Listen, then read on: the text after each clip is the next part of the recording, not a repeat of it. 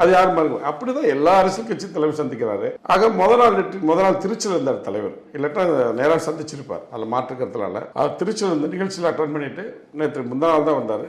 அவர் இங்க சென்னை வரப்ப இவர் டிசார்ஜ் ஆயிட்டார். டிசார்ஜ் ஆகி போன பிறகு தான் அன்னைக்கு மருத்துவமனையில ஐயா இல்ல. ஓகே, இல்லனா இந்த பாத்துருப்பாரு.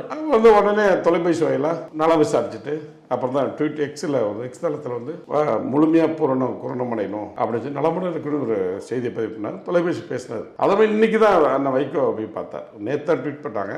ஆனால் இருந்தும் தான் கண்டிப்பாக பார்த்துருப்பார். அதில் ஏற்று இதெல்லாம் வந்து எங்கள் தலைவரெல்லாம் பார்க்க மாட்டார். இன்னும் என்னன்னா பாமகவில் இருக்கிற இப்போ எப்படி விஜய்க்கு கீழே உள்ளவங்க சரியில்லையோ அதே போல் அவற்றையும் கீழே உள்ளவங்க சரியில்லாதனால அந்த இடைவெளி தான் அதுவும். அதாவது தவறான வழிகாட்டுதல் தான் மிகப்பெரிய.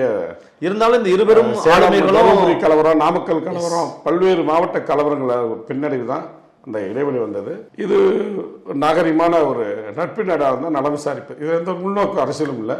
இருந்தாலும் எங்களுடைய தேர்தல் பாதை என்பது கொள்கை ரீதியான எதிராளி வந்து பாஜக, சாதி ரீதியான எங்களுக்கான எதிர்ப்பு வந்து பாமக. அதில் நாங்கள் என்னைக்கும் சமரசம் ஆக மாட்டோம். இங்கே சமரசம் வாய்ப்பே இல்லை, பண்ண மாட்டார். தலைவர் அறிவிச்சிட்டார். அது மற்ற மாரி எடப்பாடியார் வந்து 2 வருஷத்துக்கு முன்னாடி பிஜேபி நீ வாழ்நாள சேர முடியாது, ஒன்று சேர்ந்த மாதிரி நாங்களாம் அப்படி பண்ண மாட்டாங்க. இதே அம்மையார் இருந்தால் அந்த நிலையெல்லாம் வந்திருக்காரு. அம்மையார் வந்து நானே ஒரு பாவம் செய்து நானே அதை அழித்தேன் என்று சொன்னாங்க. உண்மையிலுமே அது இரும்பு மங்கைங்கிறத கரெக்டாக காட்டினாங்க. எடப்பாடியார் பாவம் அவர் தன்னை பாதுகாக்கவும் குடும்பத்தை பாதுகாக்கவும் கட்சியை காப்பாற்றுறதுக்காக, கட்சியை காப்பாற்றல காலம் மக்கள் தான் பாடம் புகட்டுவாங்க, மக்கள் தான் அதுக்கு பதில் சொல்லுவாங்க. ஆச்சி ராயல் குலோப் ஜாமுன் பேக்ஸ் 1 வாங்கினால் 1 இலவசம்.